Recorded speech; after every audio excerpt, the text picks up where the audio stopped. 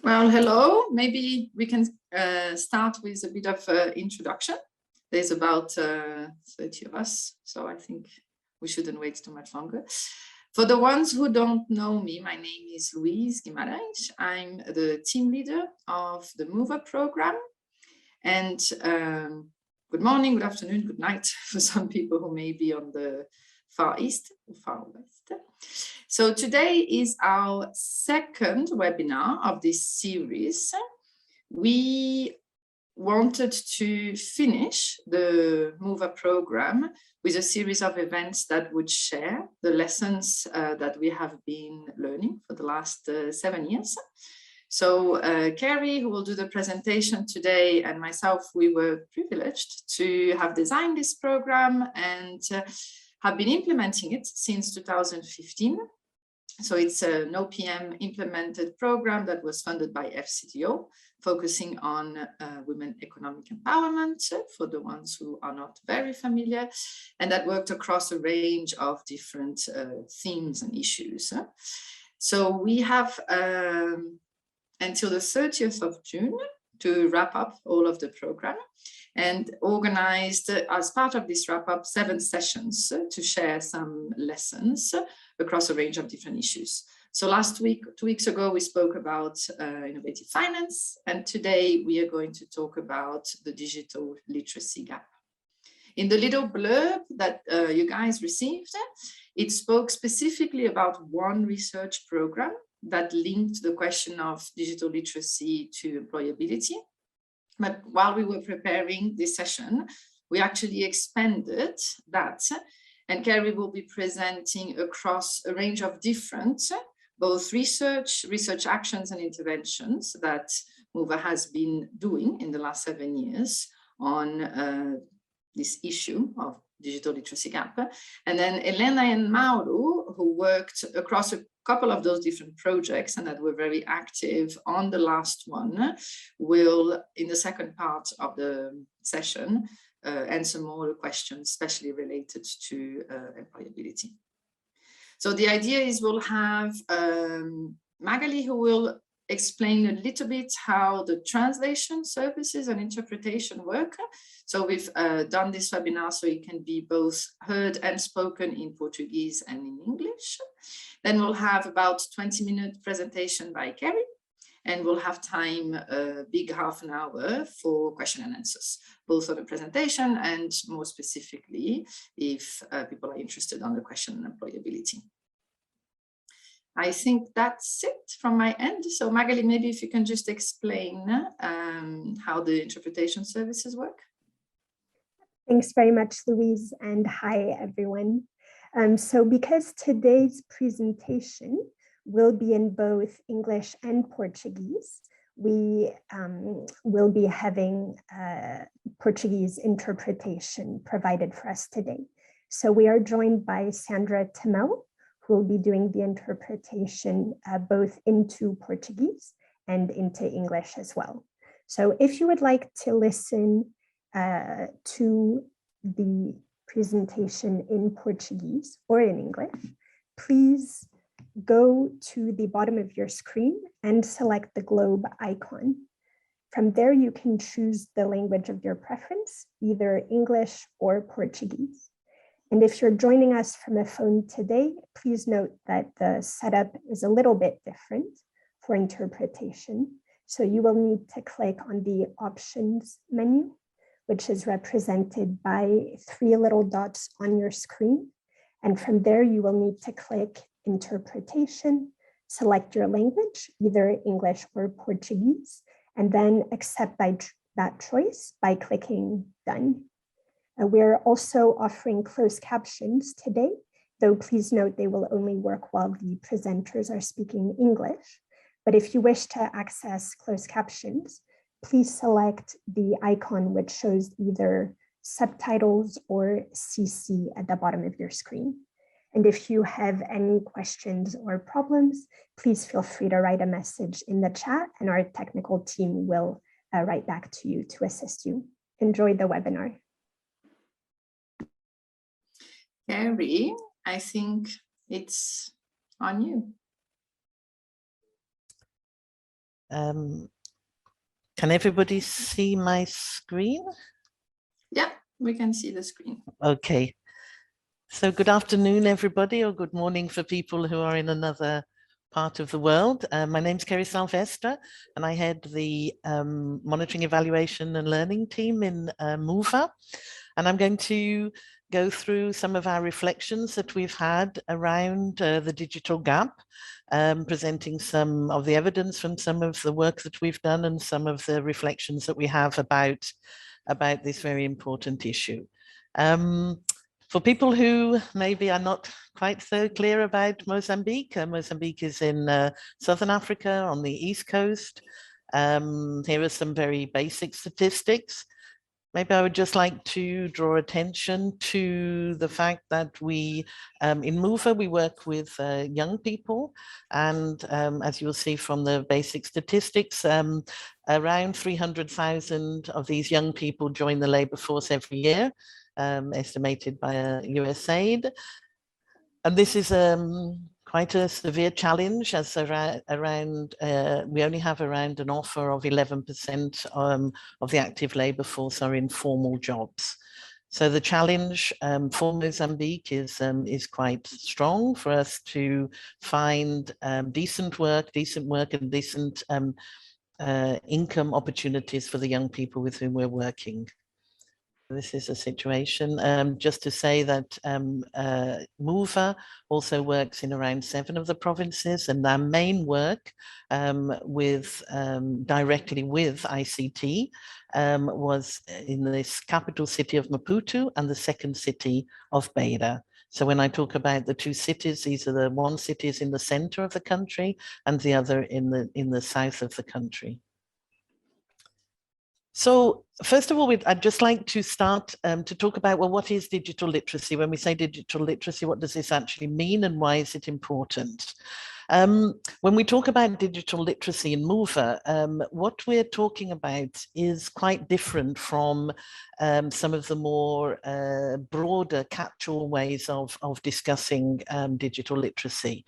We're quite specific about what we mean. So we mean that people are familiar with computers, tablets, with the devices that connect us to the digital world and to productivity. We're talking about the use of key productivity programs, working with communication tools, and also the knowledge of how to engage in a healthy and responsible way with the media, and that to become a tool for learning and for business. So in this sense, we're talking about the use of the internet, the use of computers to support young people to engage actively with potential opportunities. And what's it not? Why I'm emphasizing what it isn't is because when we started this journey, Louise said that we started this journey 7 years ago to design the project. And when we started this journey, there was a lot of discussion in Africa, particularly. I'm not sure about the rest of the world. Maybe colleagues can comment on this. There was a lot of discussion around basic programming, coding, coding for Africa. A lot of discussions around this as essential tools for digital, for people entering into the 21st century jobs. Our journey has shown us that these are not the most relevant of the digital skills and not the most relevant for the urban populations with whom we work, and potentially not that relevant for other low-income settings. So what we're not discussing here is programming and basic coding, but we are discussing what we refer to as digital literacy. And why, again, is this important? It's important because globally, 1/5 of young people are NEETs, as they're called, not in employment, education, or earning an income. Young women are twice as likely to be in this category. And ICT is a huge global phenomenon. I think with COVID, we all recognized how extremely important this area was. The discussion really is how we're going to promote the acquisition of these skills. How can these skills be harnessed in order that people can take up decent jobs and that the job market's providing? It's important because the asymmetry of digital is very extreme in the world. It's extreme between the two halves of the world, as shown in the cartoon, but it's also extreme within countries.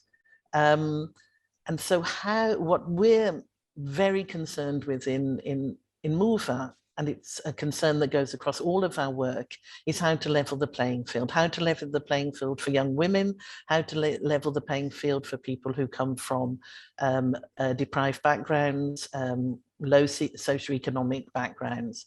ICT has become, we have seen through the last 7 years how important ICT has become in this battle to level the playing field.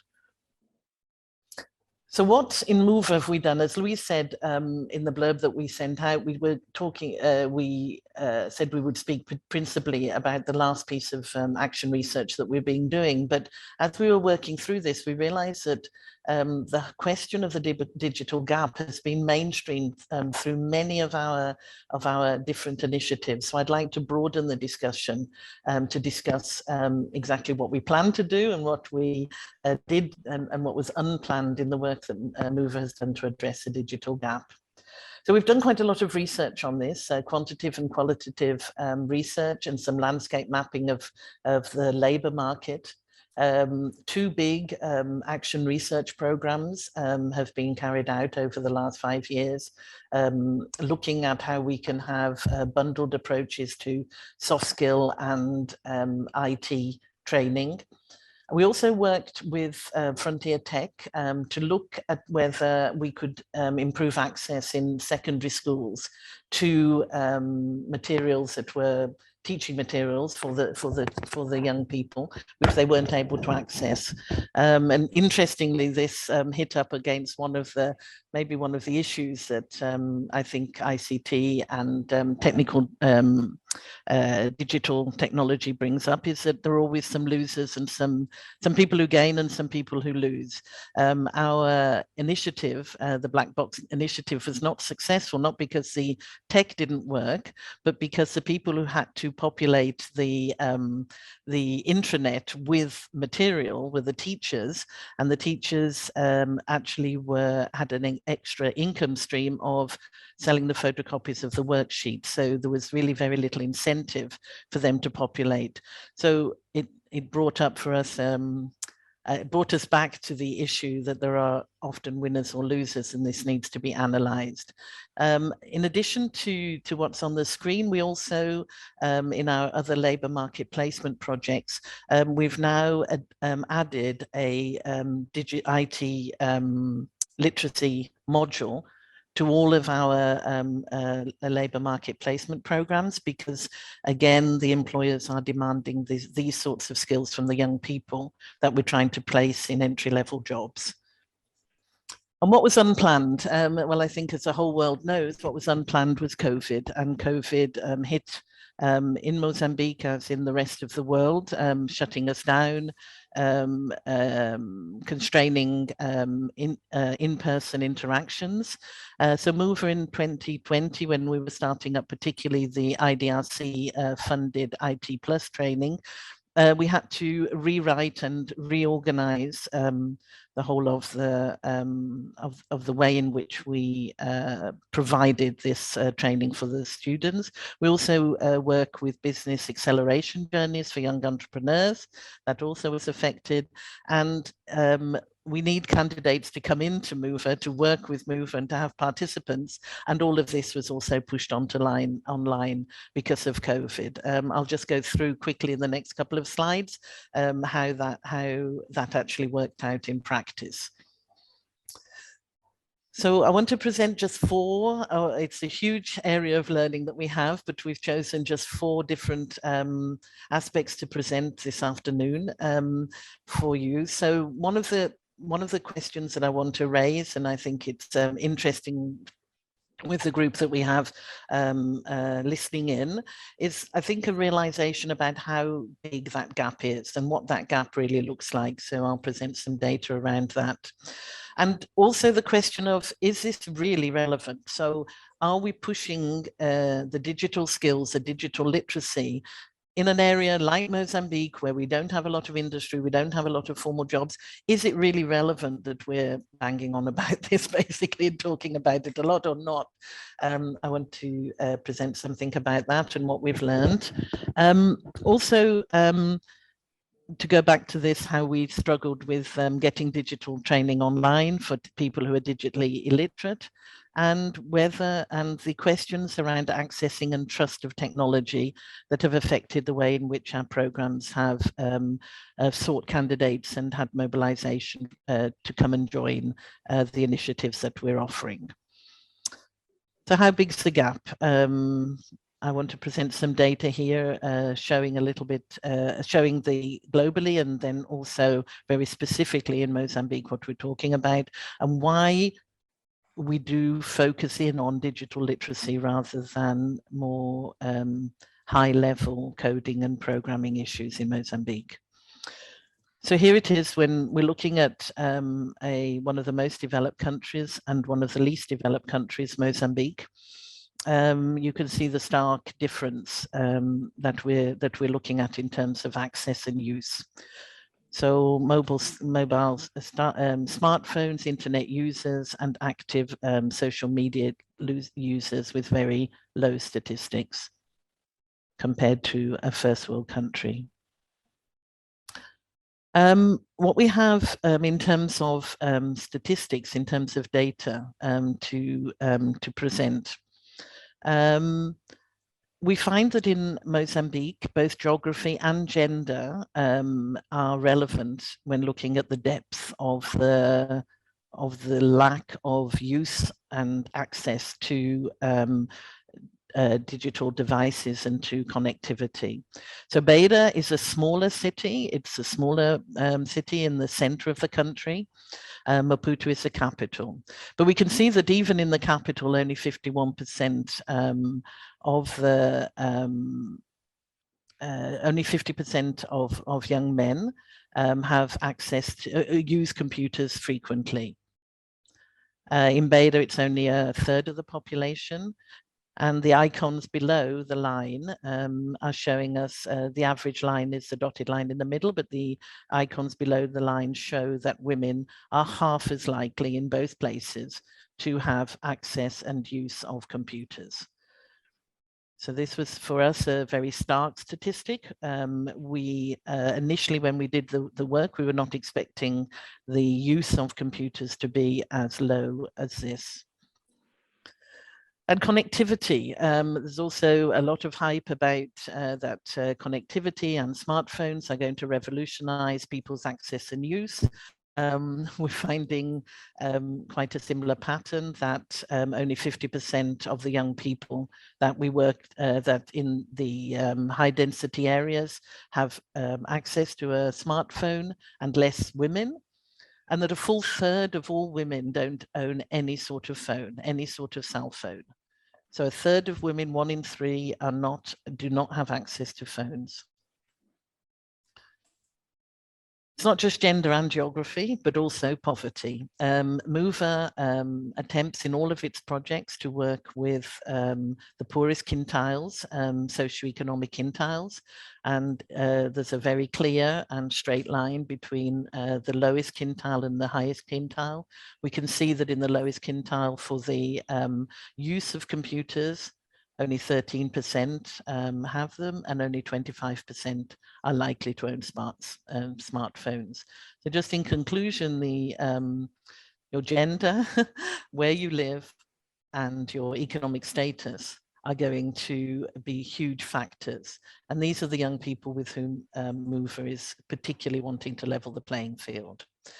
The final barriers that we found along the years of working and through some of the research we've done are the more invisible barriers, the social norms, aspirations, and links to social inclusion.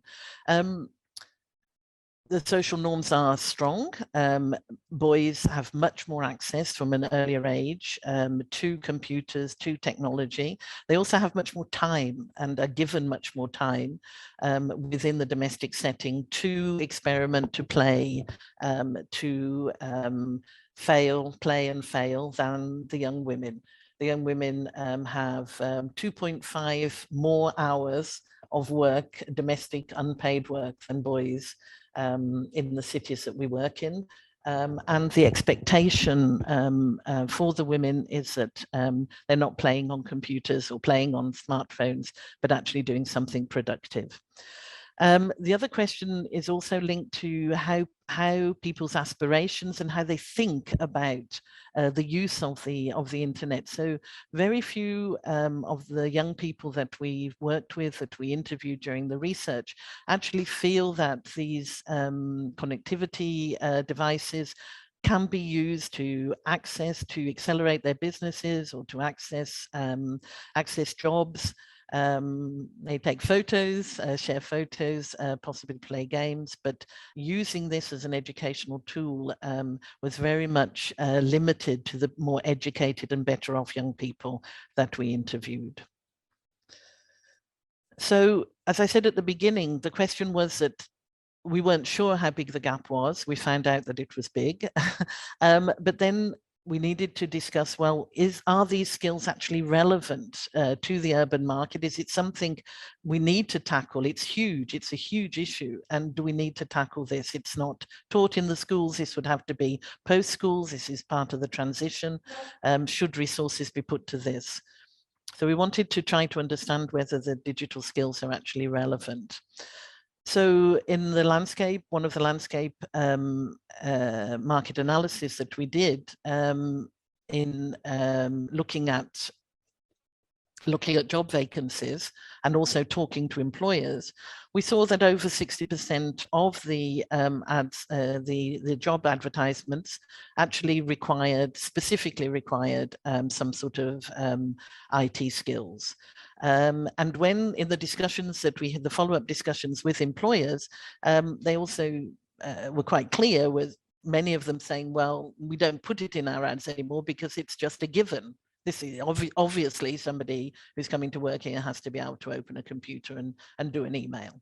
And so this is the 60% is largely an underrepresentation, as this is for many employers just seen as a given, as it would be to know how to read and write. This was across all sectors, all of the main sectors, and particularly the sectors that we're targeting for the entry-level jobs for the young people. Only 16% of the jobs were connected directly to information technology and programming, GIS, etc., with specific skills. Principal requirements were for productivity tools. So the scene was set in MUVA. We have a gap, a big gap, and a big gender gap. Girls are not accessing, girls are prevented from experimenting and using, and the market is looking for those skills. So what did we try to do? As I said, we have been working with bundled training using soft skills plus IT training, and also in the final action research that we did, we also worked with going the extra mile and looking for internships for the young people, as their networks are very low. And then came COVID. So when COVID came, we needed to reorganize ourselves, as all over the world, everybody did, to do blended learning. These are just two examples of what we tried to do, although all of our programs had to do this to a certain extent. So we were just about to start the new cohort of the IDRC research program, and the challenge was how can we go online? And this is where Mauro and Elena also worked arduously to put this. How can people who've never seen a computer, never opened a computer, how can we do this online? Clearly we couldn't go fully online. So the curriculum was reorganized so that we could have some socially distanced hands-on practice. The young people don't have any sorts of devices at home, so devices were presented and given to the young people as part of the course during the course. The program had to become very intensive in terms of mentoring, and mainly through the telephone, and also the setting up of WhatsApp groups for studies. Our young women who had never opened a computer also became experts in Teams and Zoom meetings over this period. We had the expected impacts were good, increases in soft skills, increases in their knowledge of ICT and their practice, and some unexpected positives in that gloomy time of COVID lockdown was very few dropouts. In fact, in most of the cohort, 0 dropouts from the courses. People were very engaged, and also it solved one of the problems that we'd had in previous initiatives, where because they had tablets at home, they were able to do hours of practice. This increased their confidence, increased their curiosity. They visibly became much more confident talking about manipulating these connectivity devices.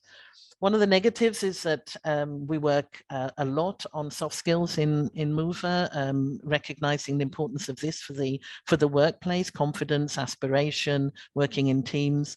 And this was very challenging in the COVID environment, trying to work with participatory techniques online was a challenge.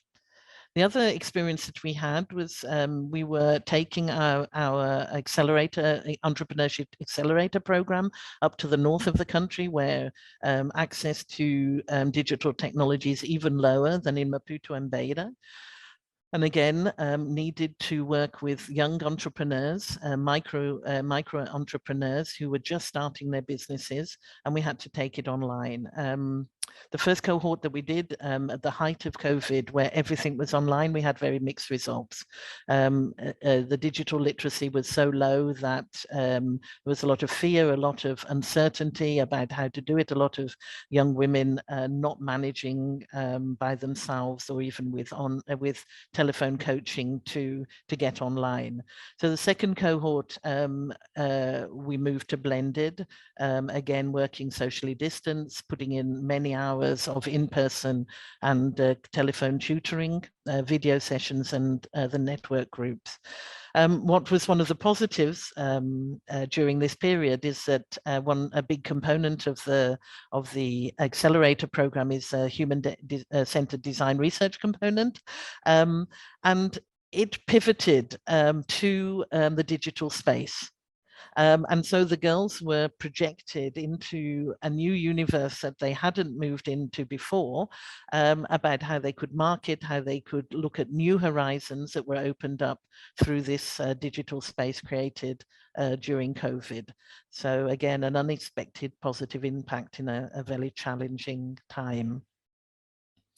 And another example we wanted to share with you possibly will help to show why we are so insistent on talking about basic digital literacy as a real issue and a real barrier to people participating either in the marketplace, in the job markets, or in potential opportunities for training. As COVID hit, we also began a program that was looking, it's an RCT, a large RCT that's sponsored by the World Bank. We call it Realiza, where we're looking at how, what's the best way to work with young female entrepreneurs. There were 3 different ways of doing business acceleration, and we'll be testing those different ways. So initially, MUVA was charged with getting candidates. So we needed to have eligible young female entrepreneurs in 3 cities that then could participate in the Realiza work and the RCT. So we started to, we as I said, it coincided with COVID. So we had a very elaborate marketing communication strategies for encouraging these young women to register online, to get in touch. There were many ways that they could get in touch. There were registration forms online. The graph on the side that you can see shows exactly what happened. That in terms of online, independent online applications, it was almost zero. And it was only when we tried everything, radio, television, social media, that we went back to knocking on doors, working around neighborhoods, discussing with people, and the mobilizers that we worked, they took the tablets, they helped people, they explained thoroughly what was going on, tried to take away the distrust that people had for online, also provided access, would fill in the form for the young women if they wanted them to, or support the young women to fill in the form on the tablet. So 85% of the candidates that were registered due to the house-to-house mobilizers. So this is a big lesson learned, and also indicates very clearly that these young people are missing out from a lot of the job opportunities or course opportunities. So just 2 more slides now. Thank you for your patience. We spoke about why we decided to work in this space. We explained the sorts of groups that we're working with, the target group that we're working with. So we're working with people in the lower income quintiles. We're working in urban environments that are offering jobs that require some sort of digital literacy. We feel very strongly, and as I said, we've now introduced these modules into nearly all of our programs. All of our offerings for these young people involve some sort of digital literacy skills. And we're quite passionate about this really becoming an issue for resources to be put into this space, so that these young people we can level the playing field for these young people in the 21st century. So just 2 more slides to finish. As I said, when we started, coding was very much in vogue. It was a big discussion. I know that in British schools, where I come from, in England, 6-year-olds are using Raspberry Pis to do coding. It was very attractive. We looked into the possibility of working with people who are doing simple coding. But our conclusion after these 5 years is that it's a little bit of a policy detour. That in fact, what we need is young people to be able to use computers, to be able to be comfortable to open a computer, to not be fearful. We need to discuss with families that young women also need to be given time to work with computers, to have smartphones, to be able to be comfortable, to be able to navigate and use the internet to open up that door for the financial systems, for social security, for markets, and for education. And it's a long, hard road. It's not easy. The gap's still there. These people are going into this with very little knowledge, but we feel that it is the road to take. And if not, then the danger is that more and more people will be left behind.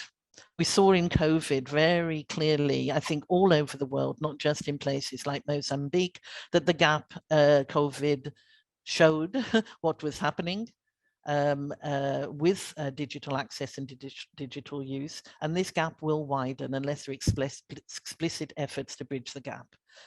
So as we're all sitting on this webinar, we're all teched in on this webinar. I urge you to look behind you yourself now, into your own community, and see who's been left behind. Thank you, Kerry. Thanks.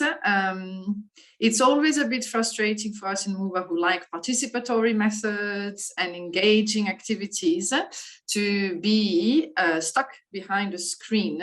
I think Jana, who is here, sent us a little emoji. a few months ago, where the person would reach out from the screen like this and hug the other ones. But I hope we try to give a sense of the experience of the last 7 years, of what was attempted to do, of the challenges that we faced, and a few thoughts on conclusions. So the floor is open. If you want to type the question in English and in Portuguese, please feel free to do so, and or raise your hand. I'll try, if I'm tech savvy enough, to manage the hand being reason here. And maybe I can actually start because Rashid, you put a link on here for a website to help in Mozambican people, I understand, be connected. It would be interesting if I understand, Rashid, you saying this is an Aga Khan initiative. It would be interesting for us to hear from your experience, right? We know Aga Khan works a lot in the north of Mozambique, a very challenging area, not very connected. How, from your experience, has this platform enabled people who were not connected to be connected? And who, if you know, has been able to use your platform? And if there is anything from the experience Kerry shared that you also found out? And I'm hoping Rashid is still with us.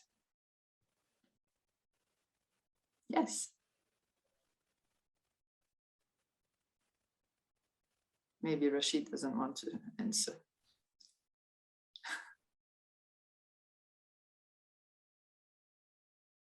No? Okay. Yes. Hi, Rashid, is that you? Yes, you guys can hear me? Yeah, we can hear you. Oh, thank you. So, yes, hello everyone. I am from Aga Khan Foundation, Maputo. I'm working on a project called Juntos, that is for strengthening a civil society organization so that they can work efficiently, have more tools to work properly.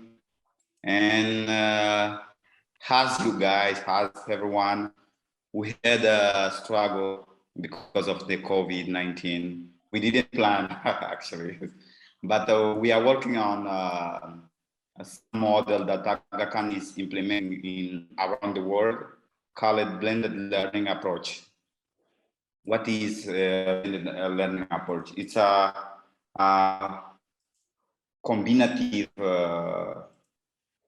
work that we do, to strengthening a civil society organization.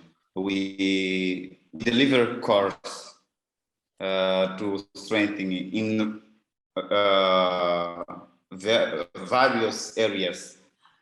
My English is not coming out very nice. Rashid, você pode falar em português, não tem problema, tem tradução em inglês. Muito obrigado, muito obrigado. Pode ficar tranquilo. Certo. Então, como eu estava a dizer, a Fundação Aga Khan tem trabalhado já desde 2014 com organizações da sociedade civil em geral, que o maior objetivo neste projeto é fortalecimento destas organizações da sociedade civil, de forma que trabalhem de forma eficiente, mas também que tenham resultados e recursos para trabalhar sem que envolvam recursos financeiros avultados. E como todos nós não planificamos a Covid, enfrentamos dificuldades durante 2020, 2021.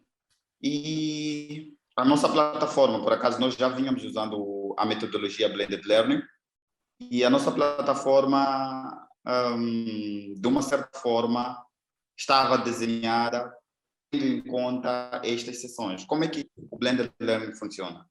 O Blended Learning é basicamente a abordagem combinada de formação, que é parte da formação é realizada online, independente, e a outra parte é através da consolidação do que se aprendeu nas videoaulas. Então, a nossa plataforma permite ou permitiu-nos que nós trabalhássemos, apesar da Covid, porque já tínhamos a componente de trabalho independente e virtual, e o que nós tivemos que fazer foi adaptarmos-nos à nova realidade do não encontro físico, e usamos, neste caso, ferramentas digitais como Zoom, Microsoft Teams e Google Meeting, para termos a consolidação. Bom, o que eu quero partilhar, pretendo partilhar é que, durante este processo, alguns dos nossos parceiros que tinham atividades de fortalecimento de OCBs, de grupos das comunidades, de grupos locais, eles também enfrentaram dificuldade de realizarem suas atividades presencialmente, e numa primeira instância ficamos um ano, basicamente, a tentar criar condições de poder ajudar a eles a fortalecerem estes grupos ou este público-alvo. E com isso começamos uma nova abordagem dentro do Blended Learning, que é a abertura destes cursos, destas formações para estas determinadas pessoas, sem que seja necessário que eles estejam organizadas com infraestrutura tecnológicas muito avançada. Estamos a falar de computador e tal, e nós optimizamos a nossa ferramenta para ser mais acessível através de smartphone e outros nos centros multimédia, na verdade. Então, Rashida, talvez só para deixar espaço para outras pessoas, se você podia fechar a ideia. Tá bom. Então, nós gostaríamos de termos mais contato com o MUVA para ver como é que nós podemos fazer, porque estamos num momento de expansão e de publicação desta plataforma. Gostaríamos de saber se será possível ou é possível nós termos um pequeno encontro para podermos ver, maximizarmos o uso dessa plataforma enquanto na disponibilidade da Fundação Aga. E muito obrigado. Obrigada, Rashida. I think what the experience shared from Aga Khan shows again that everybody has tried, right, to move into different types of blended phones, make it more accessible, but this still does not answer the gap, as we know, that exists. And maybe I am curious if somebody, I can see that there are quite a lot of different institutions on the chat, have either tried or know interventions that are raising this issue about strengthening the digital literacy rather than focusing on higher IT skills. And we are asking because we have found it quite difficult to find colleagues in that advocacy. And so if they silence again, it shows we feel very alone in the ocean of ICT skills debate. But Rashid will follow up, maybe between MUVA and Aga Khan, we can raise this little flag.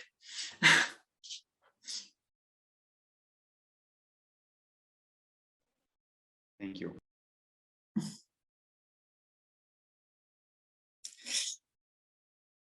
We didn't talk too much about the experience on labor market.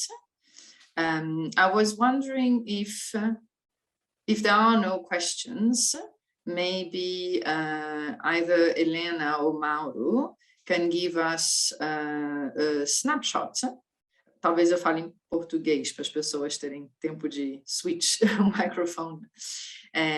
Como não focalizamos essa apresentação, eu acho que talvez poderia ser interessante ouvir, ou de você, Helena ou Mauro, o quanto vocês acharam que esses basic IT skills ajudaram os jovens a entrar no mercado e o quanto esses não eram bastantes, né? Tinha uma expectativa um pouco diferente para o primeiro job.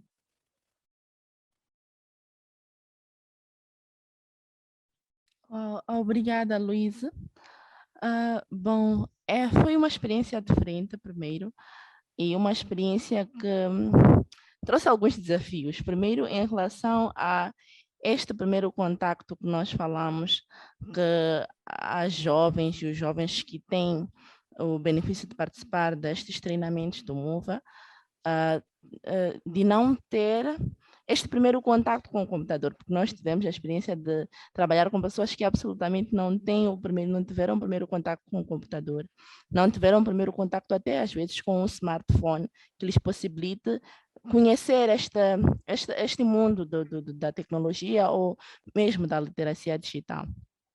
E estamos a tratar de dois extremos. Primeiro, porque quando nós buscamos estas oportunidades para os jovens, os empregadores já não veem isso, até como a Kerry referiu, como um requisito que se precisa dizer, né? Eles sentem isso como algo que já deve vir, já deve vir com uma habilidade. E depois estamos a falar de jovens que absolutamente não têm o primeiro acesso ou não sabem, às vezes, do que se trata. Então, para as empresas, elas criam uma perspectiva. E nós sempre fazemos o máximo de trazer aquilo que primeiro o nosso trabalho, a nossa forma de treinamento, do que se dá durante as formações e fazer entender que estamos a tratar de jovens que têm o conhecimento básico depois da formação, mas não são jovens, por exemplo, que vêm com experiência de codificação. E estas habilidades são muito importantes porque depois nós sentimos o retorno, o feedback dos empregadores, que na verdade foi importante que esta pessoa fosse inserida na empresa com estas noções básicas de literacia digital, porque é o que eles absolutamente querem. Quer dizer, não funciona o processo de estar numa oportunidade de emprego como recepcionista, como assistente administrativa e como outras várias funções que nós trabalhamos ou inserimos para a área de empregabilidade sem ter pelo menos o conhecimento sobre como usar o Word, pelo menos um conhecimento sobre como fazer uma planilha no Excel. Então, é sobre isto que os empregadores trazem a questão.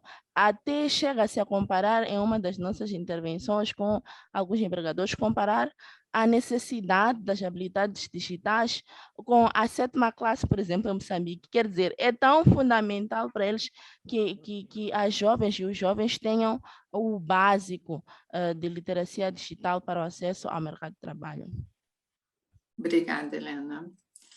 Mauro, você quer completar? Só 5 minutinhos para a gente poder depois fechar e acabar a tempo. De fato, um ponto extremamente importante durante o nosso processo de formação era, se calhar, ver o nível de formação que as participantes já traziam durante o seu percurso. Podemos ver que a maioria das participantes, elas tinham um nível médio e quase que não trabalhamos muito com jovens licenciados, se calhar porque eles já têm um nível de empoderamento um pouco mais aceitável a nível de inserção laboral. E, como bem sabemos, o sistema de educação a nível do nosso Estado é um pouco deficitário, o que já, a dado modo, contribuiu negativamente para que esses tivessem acesso, se calhar, a essas novas tecnologias, seja o smartphone e muito menos a um computador nas suas residências. Mas o processo evolutivo, durante o processo de formação, nos mostrou que o primeiro contato com o computador, ou seja, de um tablet, mostrava-se um pouco receoso, principalmente para as raparigas, mas que a dado momento em que se usava uma metodologia participativa e de deixar a participante, se calhar, até levar o material para a sua residência e ter acesso à internet 24 horas com o aparelho independente, isso abriu a mente das raparigas e fez com que elas pesquisassem mais.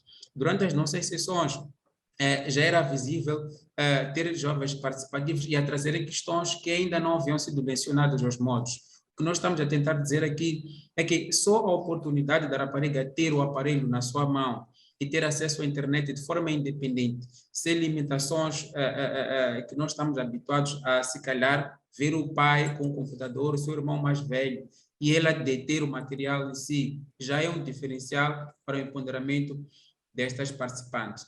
E a nível do contato com os empregadores, um ponto importante foi ver que eles criavam grandes expectativas destas participantes e, felizmente, muitas das vezes elas foram supridas, porque para além da formação em literacia digital, uma coisa importante que o MUVA introduziu foram as habilidades interpessoais. Para nós isto é um elemento extremamente importante. Dificilmente nós podemos ter uma rapariga empoderada em termos de literacia digital quando este elemento de habilidades interpessoais não vem acompanhados. Então, era só este ponto que gostava de aqui sublinhar. Obrigado. Obrigada, Mauro. Obrigada, Helena. Obrigada, Kerry. Obrigada a todo mundo. Thank you for everybody who joined. We will be sharing the recording of this webinar, and you can also find on the MUVA website, which is currently being redesigned. So apologies if you can't find everything, but it will be the different studies that Kerry mentions and mentioned in her presentation. So before we finish, I just wanted to share the next webinars that MUVA will be preparing. So the themes are very different and we don't expect it to be the same audiences, but as the MUVA program and continued NGO will and have touched about a wide variety of issues, we decided to split all of the lessons on specific themes. So next week we'll be talking about data learning and adaptive programming. So a couple of different speakers will join us for the first hour. The format will be slightly different than today. The first hour will be a discussion of a panel of experts. So we'll have a professor from Harvard, a consultant who was an ex-civil servant from Ethiopian government, somebody from OPM who has been running quite a lot of M&E units, and an ODI researcher facilitated by Peter Harrington, who is an expert from OPM. And then in the second hour, Kerry will present more detail and the kind of how-to that MUVA used in this approach. So the first hour, more broad and different types of experiences, and the second hour, a more kind of MUVA one-to-one for the ones who are interested. And then the next ones will be around public works, employability, entrepreneurship, and agency. So you can find all of those in the OPM website, and you can sign up if you are interested on them. I hope you guys found it interesting, and we are committed to finish on time because everybody probably is quite busy with next meetings. So if there is no more comments, Rashid will follow up directly. And thank you, everybody else. Thank you.